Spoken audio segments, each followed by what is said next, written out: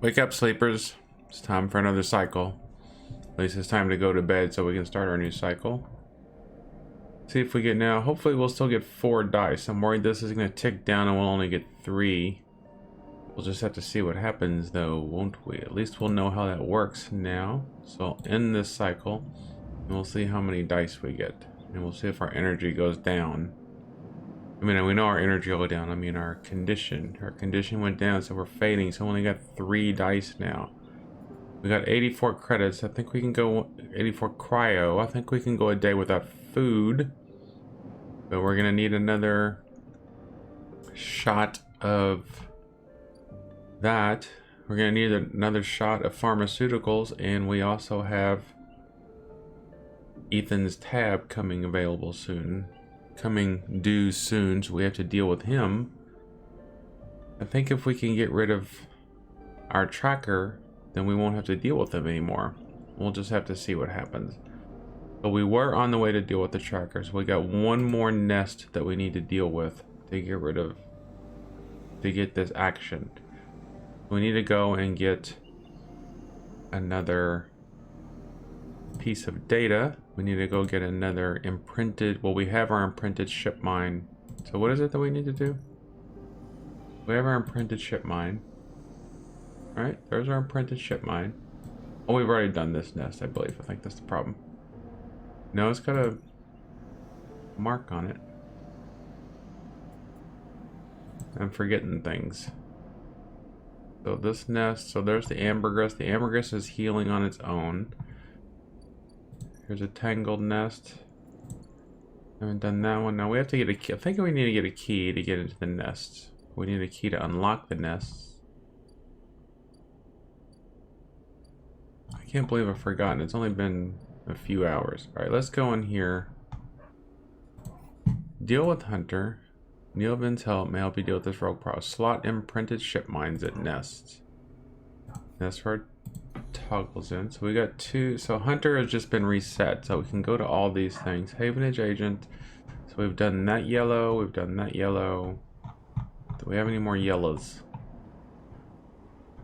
Do we have any more yellows? Here's one. There's another key node.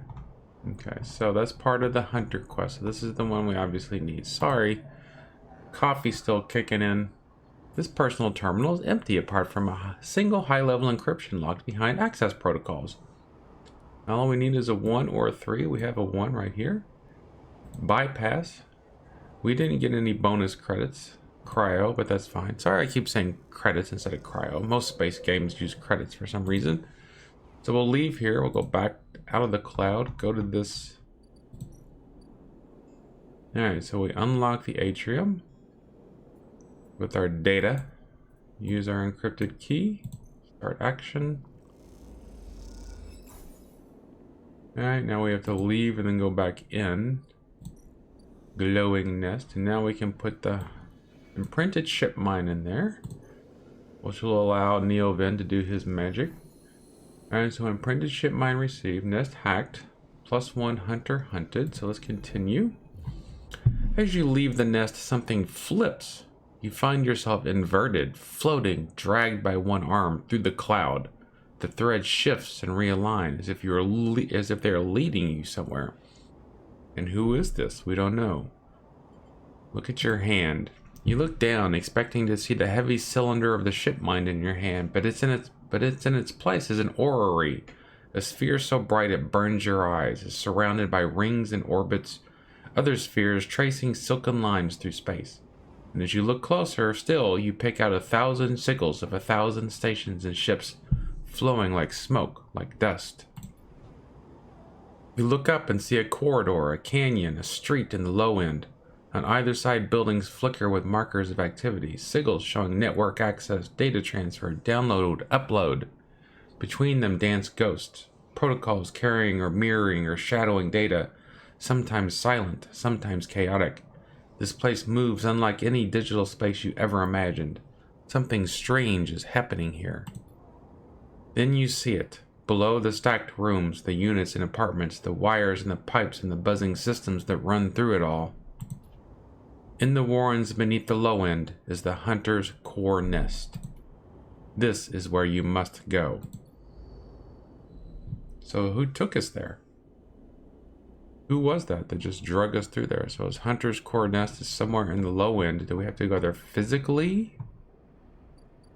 Or do we have to go there via the cloud? So where was low end? Okay, so there's the Warrens. Okay. Warren tracking. Finding the nest should be easy as closing your eyes and letting the cloud guide you, as it's safe this close to the hunter. That gives us +4 if we get a positive thing, and negative condition if we fail it. Warren Hunt looks like it's a little, I don't know what the difference is. This is an interface and that's Intuit, so we got both. I guess it just depends on what skills you have. So we've got both skills. We have interface and Intuit. Now if I do this, I got a 25% positive, 50% neutral, or 35%, 25% negative. I'm going to save that for making some money here in a little bit. Now this is 100% positive. We need to find the nest. Let's do that. Bada bing. So we've got that. So we got to get rid. We want to get rid of Hunter as quickly as possible. If we wait another cycle, but I need the money for pharmaceuticals, or we're only going to get 3 dice next time. So how can I make the quickest money? The best money is in the shipyard. Best money is in the shipyard at the moment because junior tech work. I'm gonna go here and get some more money. Alright, we got 15 cryo for that, which only leaves us with 99, so we have to make some more money tomorrow, but if we have plenty of dice, then we should be able to make plenty of money. Oh, we don't have enough to... Okay, so we're gonna have to wait one more day. That stinks. Alright, we have to buy food at least, so we can get... Well, we can go a day without food. Alright, we're managing some stuff here. We can't do anything without any dice, and we need to save our money, so it looks like it's time to go back to sleep. We're getting into some sticky situations here now. Mainly because of the stupid bounty hunter. If it wasn't for the bounty hunter, things would still be pretty chill. We only got 3 dice, and they're not good dice. Alright, Fing has got something for us at least. As you arrive, Fing comes striding towards you, taking you by surprise. Let's go, sleeper. He puts a hand on your shoulder and turns you back the way you came. Go where? To see Hardenhurst. He gives you a sideways glance. Isn't that what you were here for? He steps into the passageway, guiding you downring towards the shipyard. Sorry for the hurry, but we have something of an opportunity. That data you ripped, well done by the way, he grins, tells me Harden is making a rare inspection of the sidereal horizon this cycle. It's a perfect chance to confront him outside of that compound he hides in. Bing takes a sharp turn onto a dimly lit side passage. Confront him? That's right, it's the perfect time. Fing slows and slips into a dark service tunnel where somewhere in the black, a water pipe drips. It's him, sleeper, the same Hardenhurst. A worm ripped out decades of records that mention him by name, an entire trail of documentation from the first days of the Solheim collapse until now. He rolled out the whole thing, slipped into Havenage when it first broke off from the Union. He paces in the tunnel, a hand ripping at the back of his head. A hand rubbing at the back of his head. I need you to understand something about Solheim, sleeper. I don't know what you know about the collapse, but it wasn't as instant as it sounds. It wasn't like Solheim was here running the station one day, and the next Erland's Union took power. Back then, Solheim knew this place was slipping away from them. As the palladium market collapsed, they tried to keep the contractors here working. The pay got smaller, the cost higher. People like my parents were forced to work non-stop just to keep a berth on the station and water in their tanks. Solheim squeezed every last worker until the mistakes, the accidents, were coming in non-stop. And as new waves of contractors came in, desperate to work, Solheim welcomed them, taking bribes instead of checking pilot licenses. The whole time Solheim was folding up, dragged into court cases in the central systems, while this severed limb of a station still desperately tried to take all it could. The riots came after the collision at Dock 2. A young pilot, his MEV overloaded with palladium, miscalculated his trajectory and took out a section of the ring. Hundreds died, thousands panicked. My parents told me people were terrified, and the blame fell squarely on Solheim. People like to tell stories about Erland, how he brought the factions together, spoke to the crowds, turfed out Solheim. Maybe that's true, but my mother, pregnant with me, locked herself in their MEV and welded it to the dock while my father joined the improvised crews trying to seal up the ragged edges of the gap. He never came back. Fing pauses in the dark. They sealed it up though, and by the time they did, Solheim was gone, abandoning every one of us to the black. Apart.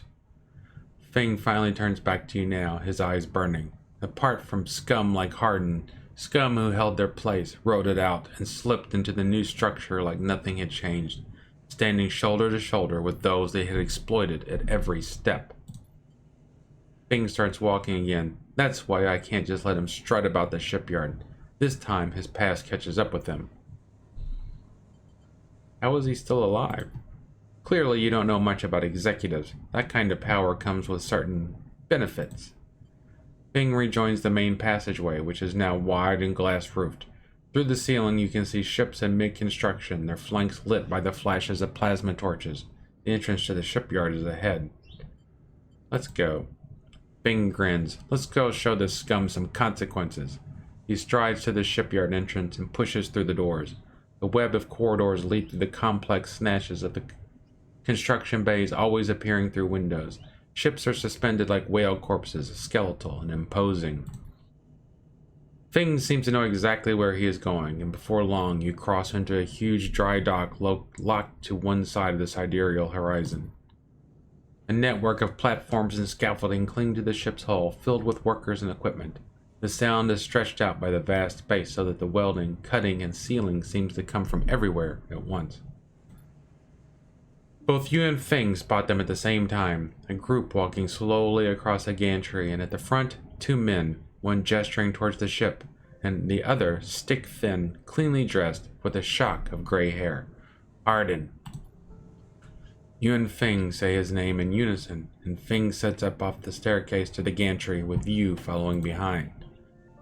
As you come to the same level and the group is passing closer, the foreman gesturing to the work being done throughout the dock and Hardin nodding. As you come to the same level, the group is passing closer, the foreman gesturing to the work being done throughout the dock and Hardin nodding along. Hardin Hurst! Fing shouts across the noise, taking you by surprise. His voice bounces and comes back in a rippling echo. The figures turn. Yes? Hardin asks quizzically, raising an eyebrow. He glances between you and Fing, and you see his gaze linger on your body, unsure of why a sleeper might be in this place. You are a traitor, Hardin, a Solheim executive who tried to hide here among its victims. Fing's voice is steady and strong. You stand for everything the Eye was rebuilt in the shadow of, against everything Erland stood for, everything Havenage stands for. You have no place on this station.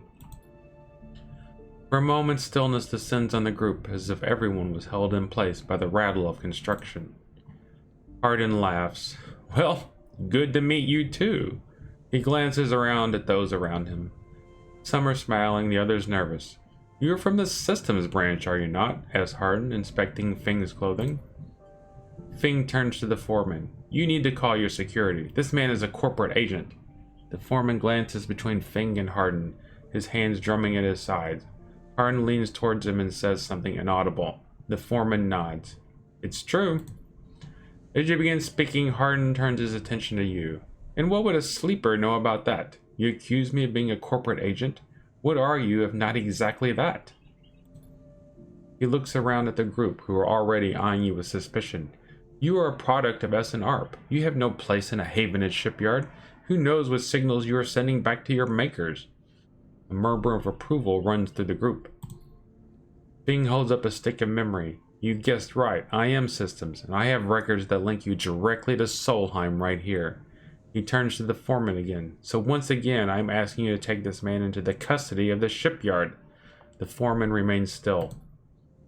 Hardin's voice is calm and measured. If you have such data, why hasn't it been submitted at a members' meeting for proper review? He shakes his head.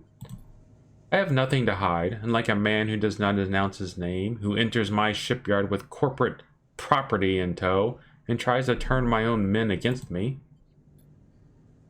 You hear it now, the echoing sound of boots on walkways coming from all angles at once, and then settling behind you. Please, says Hardin, submit the data through the correct channels, then we can talk. For now, however, you must leave. He gestures behind you to the security detail, their hands on boxy black sidearms at their sides. Fing spits. Hardin, you scum, you can't wriggle out of this one. The security officer draws their weapon and levels it. Fing turns and stares him down. And calm Fing down. You look at Fing, he shakes his head and puts a hand on your shoulder. Let's go, says Fing, and he pushes you through security, heading back down the walkway. Once security has walked you out of the shipyard and nudged you back into the corridor, Fing picks up pace. You try to keep up as he slips into the shadows of an entrance. Fing is grinning ear to ear. Sleeper, sometimes people are exactly how you expect them to be. Something pings in his pocket and he takes it out. On the slate, a web of connection starts drawing itself out, stretching to a set of points around the ring. Got him, mutters Fings. What is that? That, Sleeper, is something our worm added to Hardin's personal slate. We are tracking his outgoing messages. Fing's grin looks ghostly in the uplight of his screen. The old ways are best. Spook them good enough, and they'll give the game away. So Fing is not an idiot after all. He jabs at the slate, and you see the web is being drawn over a map of the ring, lines bouncing from point to point. All these dots, these are Hardin's buddies, the ones he's messaging right now, and we are going to find them all. That was on purpose? Of course, Hardin isn't working alone. We need the full set or nothing. Fing glances around and slips the slate back into his pocket. We better split for now, Sleeper, but this is exactly what we need. Good hunting. With a pat on your shoulder, Fing drifts away back into the flow of people around the shipyard entrance. You watch him go, unsure whether to be angry or impressed. Alright, so what's going on here now?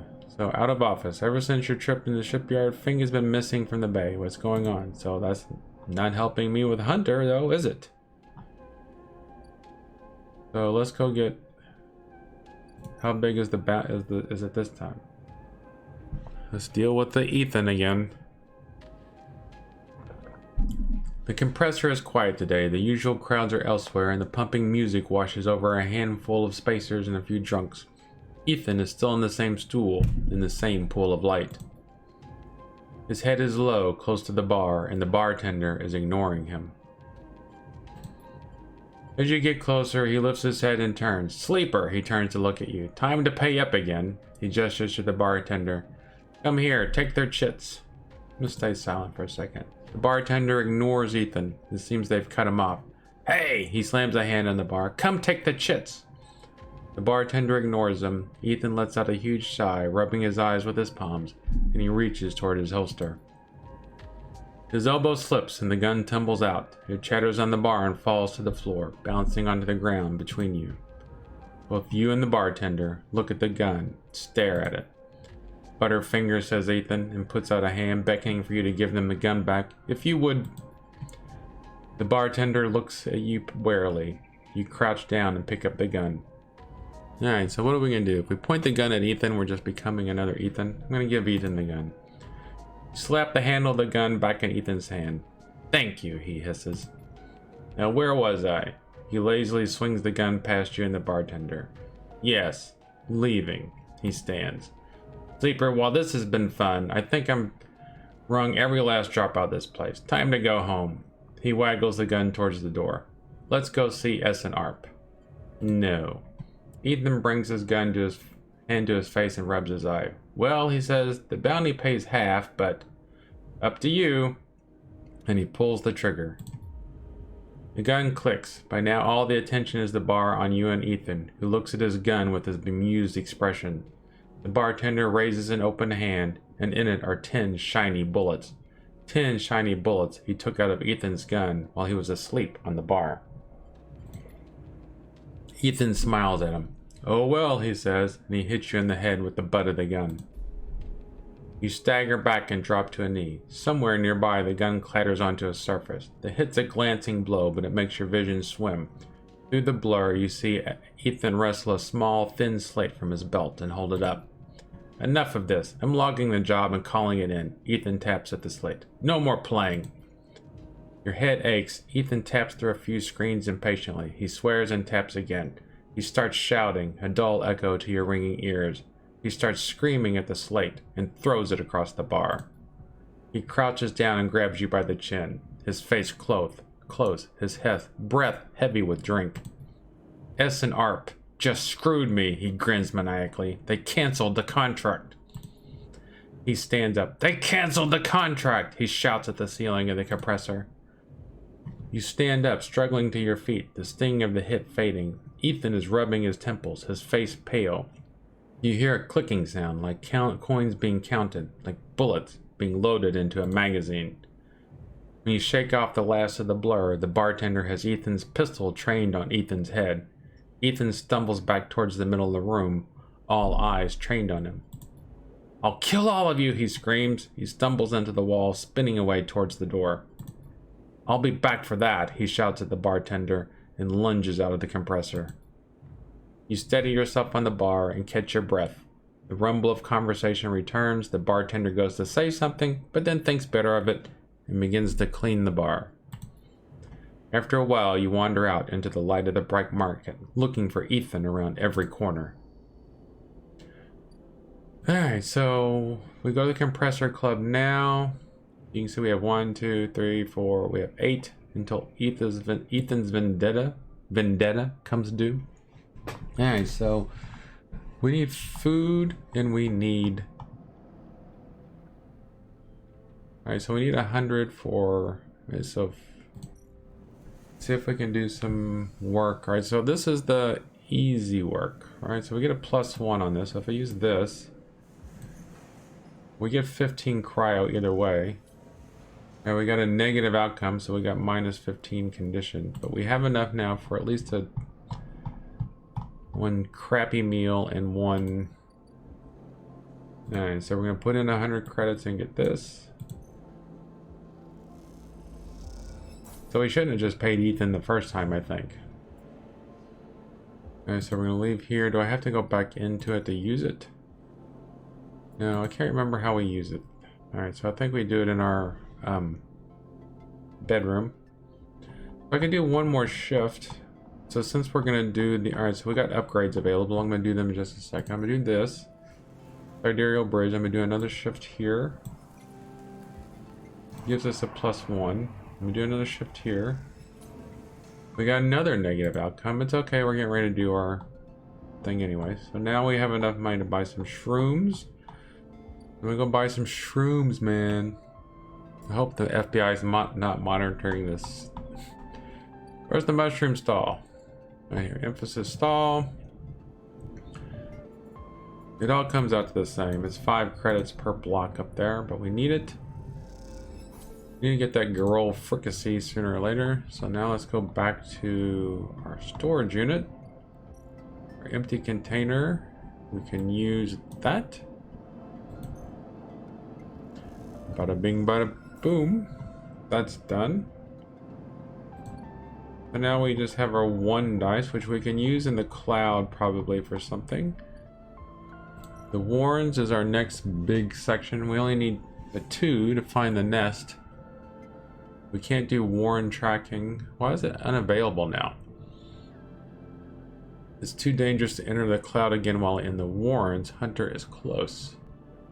Well, I guess that's just a one-time action, which I guess is fine. So now we have to do Warren Hunt, but if it works, we get +2 on that. But now we're gonna have 5 dice next time. So can we even go into the cloud? Is there any reason to go into the cloud at the moment? We can get Yadigan data, which we need for something. Can we even get Yadigan data? We need a 1 or a 3.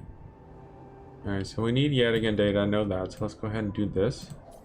We got 5 cryo for doing that.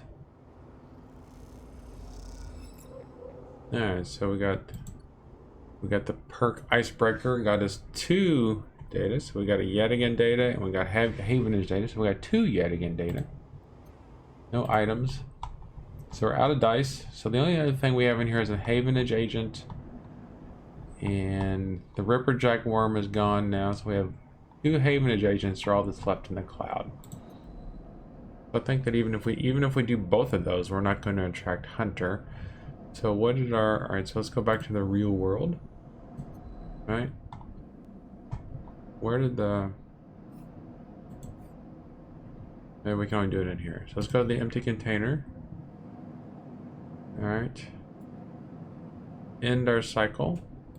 So we can get our data. We can get our dice. Should get a full set of dice this time. Condition goes down, but we still have enough to buy food. Now we've got a full set of dice. We got some good dice too. Upgrades available, so we have 1 upgrade point. So what are we gonna use it on? Sleepers. We're gonna use it on efficient extractor. The chance to gain random scrap item. We were working on, so we can't do that. We need 2 for that to upgrade it again. We need 3 points to upgrade it to +2. Do we want to go ahead and get something brand new? I haven't seen any engage actions. Sunbathe might be nice. Instant karma could be nice, but we can't get that because we only have 1 dice. So the only thing we could really do, the endurance skill is still at -1. So every time we roll one of these dice, we're going to get a -1 on this one. So do we want to upgrade it? That'll give us, I don't think it'll give us photosynthetic action, right? Okay, I think that's how it works. So it starts off at -1, you upgrade it so that it takes away the penalty, you upgrade it again, and it gives you the bonus skill. I think that's how it works. The instant karma stuff might be not. Alright, let's go ahead and get this. So at least we don't have any dice with penalties on them. So now we're at 0. So if we upgrade it again next time, it only takes 1 upgrade point to get photosynthetic skin. It's going to take us 2 upgrade or 3 points to upgrade these even more. Alright, so now we're at the start of a brand new cycle. We don't have to deal with Ethan for a while. So our main things that we need to worry about, we need to deal with Hunter. I think we can find Hunter's core nest pretty easily now that we have this dice. We're still working on disabling our tracker. That's because that Fing is out of commission at the moment, or not out of commission. He's just busy. Next cycle, we could finish up the ambergris, or we could just wait 2 cycles. Get Sabine out. We need yet again data, which we just got, right? Alright, so we have 2 yet again data for Sabine. Get to know Emphas. We need to get into the other parts of the station so we can get to the Greenway. Help Lim work is just an easy way to get money and win a sidereal ticket. I'm not really worried too much about that one. I'm not really too worried about getting out of the station at the moment. I don't know if that's the end goal of the game or not. Gaining ultimate freedom, I'm guessing, is the end goal of the game. But been almost 30 minutes. Had some interesting things happen this turn, mainly with Ethan and with Harden Hurst. So, confronting our past. I think that would be a good name for this title, for this episode. Thank you for being here, sleepers, and I will see you in the next cycle. Have a good day.